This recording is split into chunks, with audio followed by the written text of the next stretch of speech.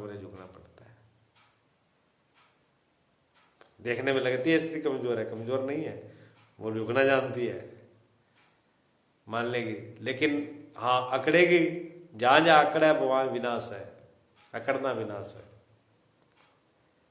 तो ज्यादातर आदमी को यह भ्रम है कि स्त्रियां कमजोर है, कमजोर नहीं है, वो झुक जाती है, लेकिन काम बात उन्हीं की रहती है,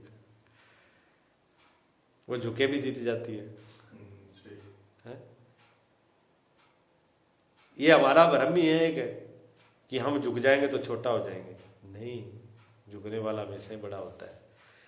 जिन जिन वृक्षों में फल आते हैं वो झुकते हैं, फल वाले वृक्ष हमेशा झुकते हैं, और जिनमें वृक्षों में फल नहीं होते वो सीधे खड़े रहते हैं। तो गुणों जिस व्यक्ति झुकना कीमत को बढ़ाना है। ऊपर चढ़ते हैं हम कहीं भी, घरों में सीढ़ियां लगी हुई हैं, जब आप ऊपर चढ़ोगे तब आपको झुकना पड़ेगा। आपकी गर्दन, आपकी छाती ऑटोमेटिक झुक जाएगी, आप पूरे अकड़ करके ऊपर नहीं चढ़ते। सीढ़ियों में तो फिर भी गाते सही हैं, टिकाऊ है, इसलिए आप चाहो तो थोड़ा सा सीधे भी हो भी सकते हो, लेकिन पहाड़ी पे कभी चढ़ के देखना जहाँ पैर रखने की जगह ना हो, तब कैसे चढ़ा जाएगा। आप बिना झुके चढ़ के दिखा देना, बिना झुके आप पहाड़ी पे चढ़ नहीं पाओगे, ठीक है ना। और जब सीढ़ियों से नीचे उतरते हो तब आप आगे झुके उतरते हो, तो आप सतर्क हो जाते हो, सीधे हो जाते हो। जब नीचे की तरफ आते हो तो अकड़ जाते हो, सीधे हो जाते हो, और जब ऊपर की तरफ जाते हो तो झुक जाते हो। तो आदमी जो झुक रहा है समझो कि वो ऊपर जा रहा है, वो बड़ा हो रहा है। झुकने वाला आदमी बड़ा हो रहा है, ठीक है, और अकड़ने वाला नीचे आ रहा है। वो अपने आप को समझ रहा है कि मैं झुकता नहीं, अकड़ गया तो मैं बड़ा हो गया। नहीं, बड़ा नहीं हो पाएगा, वो नीचा हो जाएगा। साष्टांग झुकने में कभी कुछ नहीं। प्रणाम के तो खैर बहुत बड़े महत्व है। प्रणाम तो ऐसी चीज ही नहीं है, खाली जाता ही नहीं है। प्रणाम करने से तो बहुत कुछ हमारे बिना किए ही चला जाता है, और बहुत कुछ हमारे बिना प्रयास के हमको प्राप्त हो जाता है, मिल जाता है। प्रणाम के बाद जिसको आशीर्वाद कहते हैं, आशीर्वाद जो होता है वो हमारी कमाई नहीं होती, तभी तो उसको आशीर्वाद किया, तभी तो उसको प्रसाद बोला है। अगर हमारी ही कमाई होती, हमारा ही होता, तो फिर कृपा, आशीर्वाद और प्रसाद का महत्व क्या है। वहां तो आप सिर्फ झुके, आपने कुछ नहीं किया, आप तो सिर्फ खाली हैं। आपका पात्र बिल्कुल खाली है, कुछ नहीं भरा हुआ उसके अंदर, लेकिन आपने झुका। जब आप झुके, आपने पात्र खाली किया, तो प्रकृति का ये नियम है कि खाली किसी चीज को रहने नहीं देती। देखा आपने, आप खाली चीज पानी में डाल के देखो, चारों तरफ से पानी भरने के लिए दौड़ता है ना, खाली रहने नहीं देता। और भरा ही होगा तो क्या भरेगा। तो झुकने का मतलब ही खाली होना होता है। तो सदगुरु के सामने जब कोई निरहंकार होकर के जाता है, खाली होकर के जाता है, समर्पण होने के लिए, जिसने आप सब कुछ अब देख लिया चारों तरफ, अपनी ताकत का, अपने बल का जो प्रयोग कर लिया, तभी तो कहा निर्बल के बल राम। निर्बल का बल ही निर्बलता है, निर्बल के बल राम है। राम ही नहीं, बलराम, जो बड़े हैं, जो राम से भी बड़े, जो कृष्ण से भी बड़े हैं, उनके बल है वो, उनकी ताकत आ जाती है। तो जब आज झुकता है तो आशीर्वाद है, वो कोई कमाई नहीं है, कोई मेहनत नहीं है, कोई पुरुषार्थ। आशीर्वाद तो वो चीज है जो सदगुरु के द्वारा जो परिपूर्ण संबंधित है। आप खाली हो तो आपको भर दिया, यही तो मैं उनके आशीर्वाद से भर जाओगे, भगवान के सदगुरु के आशीर्वाद से भर जाओगे जब आप झुकोगे। तो अगर अकड़ के रहे तो नहीं, बहुत विधि विधान होता है। लोग विधियों को समझते नहीं है, प्रणाम को समझते हैं, कोई मजाक समझते हैं। मजाक नहीं होता है। इस रास्ते पर चलने वाले, धर्म के रास्ते पर चलने वालों को संतों के साथ मजाक नहीं होता। देखो मजाक जहां जहां किया है, दुर्वासा ऋषि, भागवत जी के देखो, दुर्वासा ऋषि से मजाक किसने किया था, सुना होगी कथा आपने। दुर्वासा ऋषि से मजाक किसने किया, यादव कुल के बच्चों ने। भगवान कृष्ण के कुल के ही तो थे बच्चे वो, यादव कुल के। और भगवान भी ये सोच रहे कि मैंने सबका तो उद्धार कर दिया, लेकिन अपने वालों को तो उद्धार नहीं किया। भगवान की दृष्टि तो ऐसी है, देख लो, जब चलने लगा तो सबका सुधार कर दिया। और यदुवंशी इतने बढ़ गए और सब अपनी मन मर्जी कर रहे हैं, कोई खा रहा है, कोई पी रहा है, कोई दारू पी रहा है। भगवान ने कहा देखो, हम तो संसार के उद्धार करने के लिए, ये हमारे कुल वाली अंत तक फैला रखा है। लेकिन ज्ञानी पुरुष की समदृष्टि होती है। भगवान ज्ञानी थे जो थे, वो सबको बराबर है उनके यहाँ पर। अगर अधर्मी को दंड देना, राजा अगर सम है तो गलत करने वाला चाहे परिवार का हो चाहे घर बाहर का हो, दंड बराबर ही है, नियम बराबर ही है। तो ये नहीं कि उन्होंने बाहर वालों को विनाश करा दिया, राक्षस रहेगा। अपने कुल में तो राक्षस पैदा हो गया तो उस पर हाथ रख दिया, कोई बात नहीं है, तो बेटा हमारा ही है। नहीं, उन्होंने कहा इनका भी कोई ना कोई किसी बहाने से कल्याण हो। और बुद्धि ऐसी थी, जिनकी बुद्धि भ्रष्टि हो गई तो संतों से जाकर के, दुर्वासा ऋषि आए, वो तो ऋषि थे, महात्मा थे। अब उनको क्या सूझी, संस्कार देखो, जब मदिरा पीने लगे संस्कार खराब हो गए उनके। जो कुल परिवार संतों को देख करके जीता था, जो संतों का सम्मान करता था, संतों की पूजा करता था, आज उन्हीं के बच्चे गलत खान पान, गलत संस्कार उन्होंने। अब वो मजाक कर रहे हैं कि बाबा ऐसे बन के ऐसे रोटे खा रहे हैं कि कुछ जानते भी है कि चलो इनकी परीक्षा ले लो। इनको कुछ पता लगता है कि ऐसे ऋषि बने फिर रहे। परीक्षा के लिए यहाँ पर बांध लिया पेट पर, कोई सराहना को, तकिया को, कपड़ा को, कुछ भी। और स्त्री के, लड़के को स्त्री के कपड़े पहना दिए, घूंघट निकाल दिया। पूछेंगे इसको क्या होगा, ऋषि से पूछेंगे क्या होगा, परीक्षा लेने के लिए। दुर्वासा ऋषि की परीक्षा, दुर्वासा को जानते ही है। दुर्वासा ऋषि के महाराज देखो क्या कन्या होगी कि बेटा होगा, बालक क्या होगा, दृष्टि डालो। उन्होंने कहा अच्छा, मेरी परीक्षा मुझसे तुम मजाक करने की, चेड़ करने की सूझी है तुम्हें, मेरी परीक्षा के लिए आए हो, जाओ। इनमें ना लड़का होगा ना लड़की होगी, इसमें मुसल होगा और उसी से तुम्हारा विनाश होगा। दुर्वासा ऋषि ने श्राप ठोक दिया। अच्छा, और क्या, वो बांधेगा, बाद में कपड़े खोले, मुसल गिरा वहां से नीचे। अब वो मुसल तो हो गया, मुसल हो गए जब, अब उनको इसी मुसल से तुम्हारा विनाश होगा। अब उनको ये बड़ा रट्टा हो गया, वो करें क्या। अब छोटों की बीमारी बड़ों पे आ जाती है। बड़ों को बुलाया, अग्रसेन जी को बुलाया, उनने कहा वैसा है, इसको पूरा घिस दो, हो सकता है मुसल से लड़के मरे, इसको खत्म कर दो।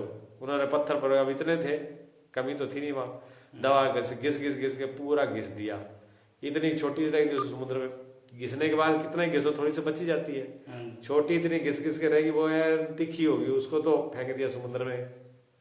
और बाकी जो वो सारा था उसको भी फेंक दिया, चूरा उसका था पिसा हुआ। उससे घास उग गई अड़क नाम की, और वो जो इतना था वो मछली ने खा लिया, वो मछली के पेट में चला गया। उसको एक भील ले गया, वो मछली के पेट में, उसने कहा ये बढ़िया तीखी है, तीर में लगाने के लिए, उसने तीर में फिट कर ली भील ने। अच्छा, हाँ, देखिए ऋषि का श्राप देखिए आप कैसे काम करता है। और जो वो घास उगी थी, कहते हैं वही बांस की तरह थी, जैसे बांस होता है ऐसे। अच्छा, अब ये दारू पी के लड़े, तो जो वो पूरे से घास उगी, जो बैंद थे वो बांस के, वो बांस उखाड़ एक दूसरे खोपड़ी में दे दे के ये मरे यादव। अच्छा, हाँ, यादव को इधर तो मरा। भागवत जी में पूरा प्रसंग आई है भागवत जी का, ये कोई मनगढ़ंती नहीं है, भागवत जी में लिखा है। ऐसे विनाश हुआ उनका, दुर्वासा जी का श्राप लगा उनको। और जो वो भील ने वो लिया था, वही तो भगवान कृष्ण के पद में लगा था। तब भगवान ने कहा कि उसने क्षमा भी मेरे से कर दी। उन्होंने कहा क्षमा नहीं, पिछले मेरे अवतार में तुम बाली थे, मैंने छुप के मारा था, आज तुम्हारा उद्धार है। आज जो है उससे मैं उऋण हो गया, मुक्त होके जा रहा हूं, मैंने रोज चुका दिया। तो बलराम जी भी चले गए, पहले तो यादव कुल वैसे हो गया, फिर बलराम जी चले गए, भगवान चले गए, यादवों का वही काम समाप्त, सब साफ कर दिया उन्होंने। वो भील के तीर से पदम में लगा था, वो वही लगा हुआ था, भील ने चलाया था, भील ने चलाया था। ठीक है, बलिया भील, उसका नाम भी लिखा हुआ, मैं तो कथाओं में मैं कम ध्यान देता हूँ। भगवान कृष्ण जी हाँ, का। तो मेन बात यह है कि एक मजाक संत की कुल का नाश किया, होता है ऐसे। तो संत राजा परीक्षित से क्या हुआ था, अनजाने में हुई थी, एक संत का अपमानित हुआ था। संत समाधि में बैठे थे, एक सिंह ऋषि उसके गले में सर्प डाल दिया था, तो उन्हीं के बेटा से श्राप उनको लग गया, 7 दिन में तुम्हारी मृत्यु होगी इसी सर्प में। और 7 दिन में तो ब्रह्म ज्ञान करके उनको मुक्त कर दिया, लेकिन जीवन का तो अंत हुआ उनका, बच्चे तो नहीं। रावण से इतना पढ़ा लिखा था, कुछ भी था, सप्त ऋषियों से कर लिया था, उनके पास कुछ था नहीं। वो कहते हैं हमारे पास तो कपड़ा ही नहीं है, एक लंगोटी है, हम कर किसका दे, वो रखते ही नहीं। जब तन पे शरीर पे कपड़ा ही नहीं है तो कहते तुम्हारा खून तो है, खून दे दो, मेरे राज्य के अंदर बिना टैक्स के कोई रह नहीं सकता, कर तो देना पड़ेगा, आप मेरे राज्य में आए कैसे। तो उन्होंने कहा फिर खून है, खून ले लो। 7 ऋषियों को खून लिया, खून लेकर के वो घड़े में रख लिया। अब बात ले तो लिया, लेकिन उनको संभालेगा कौन, जहाँ रहेगा वो काल पड़ जाएगा, यही काल, वो खून ही तो काल बना था रहा। वो घड़े में रख दिया, वो जहाँ रहेगा वहाँ काल पड़ेगा। तो ये तेज बुद्धि का था, इसने कहा हमारे हद में दबाओ मत, जनक की हद में दबा दो, बॉर्डर उसकी लगती है, जैसे पाकिस्तान वाले करते हैं, रॉकेट इधर दबा दो हिंदुस्तान की तरफ, तो उग्रवाद इधर फैलेगा। उन्होंने बॉर्डर पार कर दिया, गढ़ा जो है वो दबा दिया खून वाला राजा जनक के यहाँ। राजा जनक के यहाँ 12 साल का काल पड़ गया। फिर सबने निर्णय किया कैसे ठीक होगा कि राजा स्वयं हल चलाए, सोने का हल बना करके, और स्वयं जब जोतेगा था तो सोने की नोक में वो घड़ा ही निकला, उसमें सीता जी निकली थी। वो सीता जो थी वो ऋषियों का खून है से पैदा हुई, ऐसा बताते हैं। और वही उनका काल था, रावण का काल वही बड़ी विनाश किया।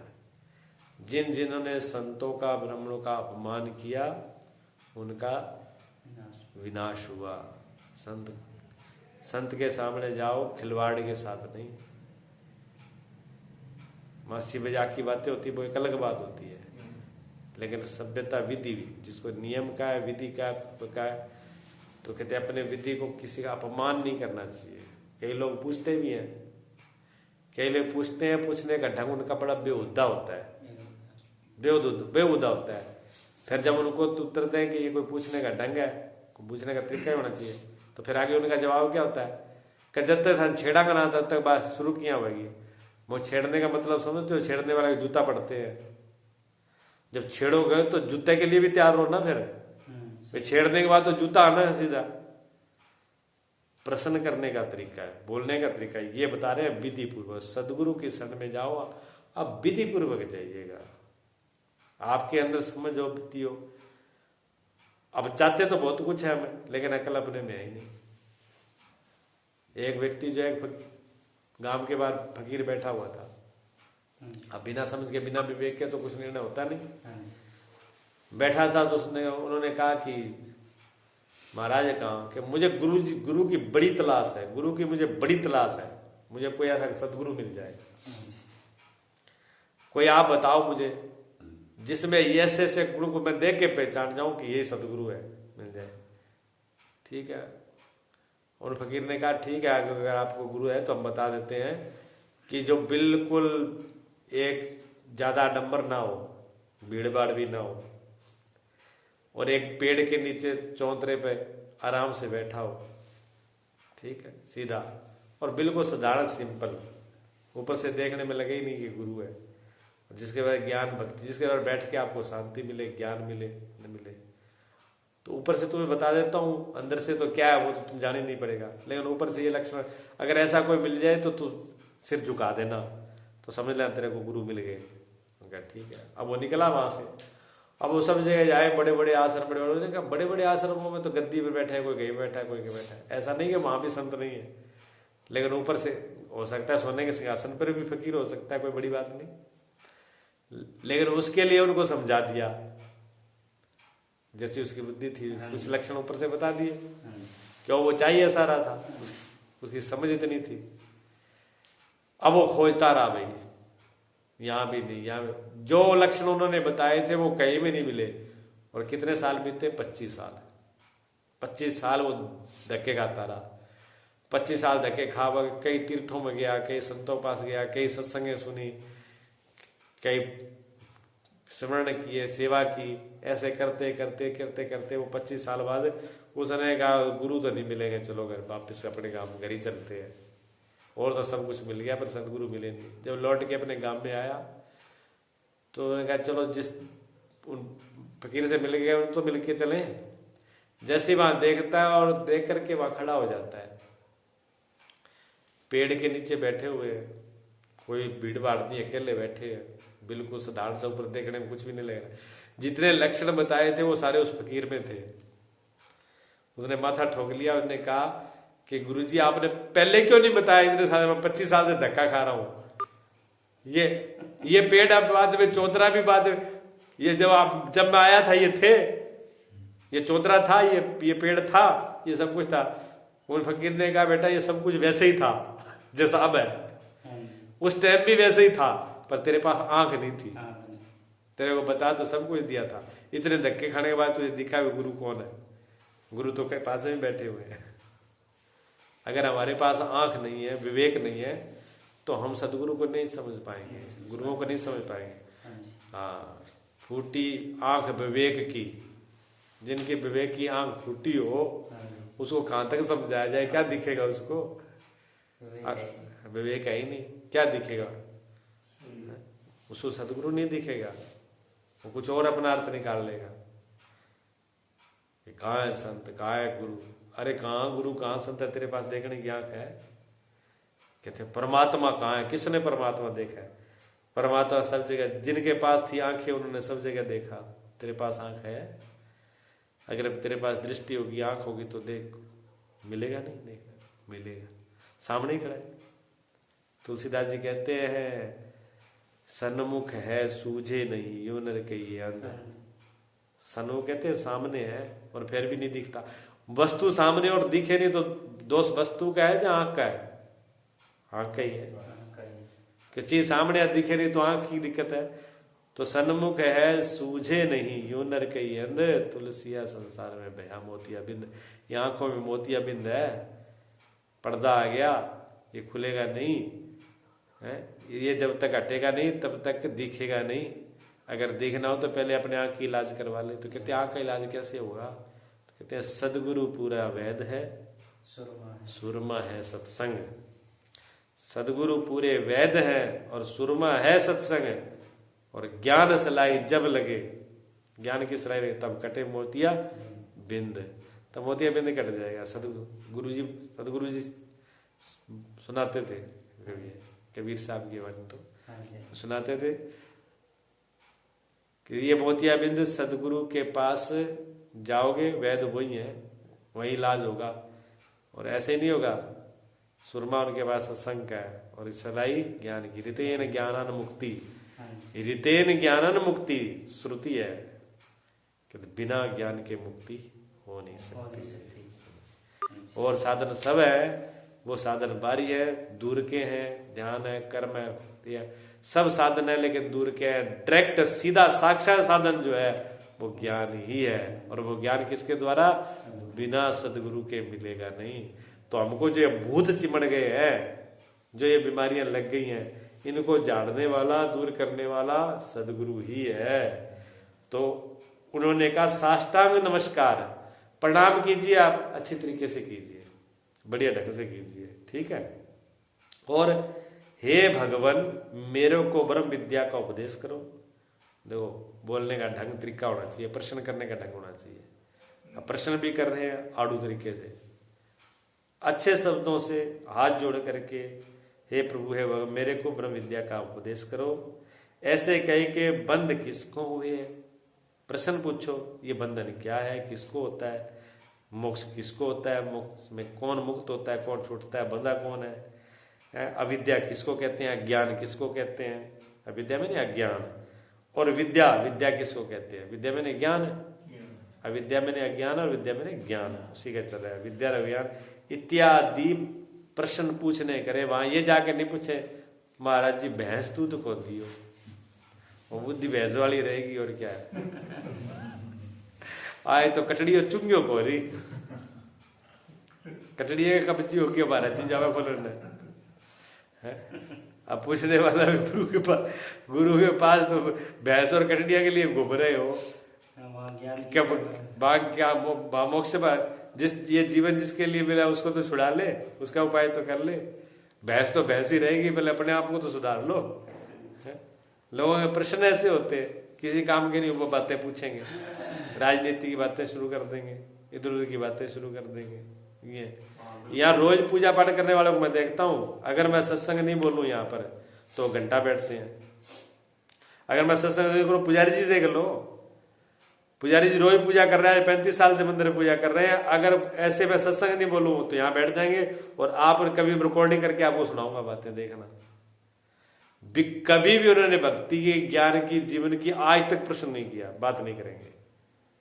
खेत किन्नू जिले रहता, ये घर परिवार इधर उधर दुनिया भर की बात कर लेंगे। मैं देखता हूँ बहुत बार, कई बार मैं टोक भी देता हूँ, पुजारी जी आप समय व्यर्थ मत किया करो।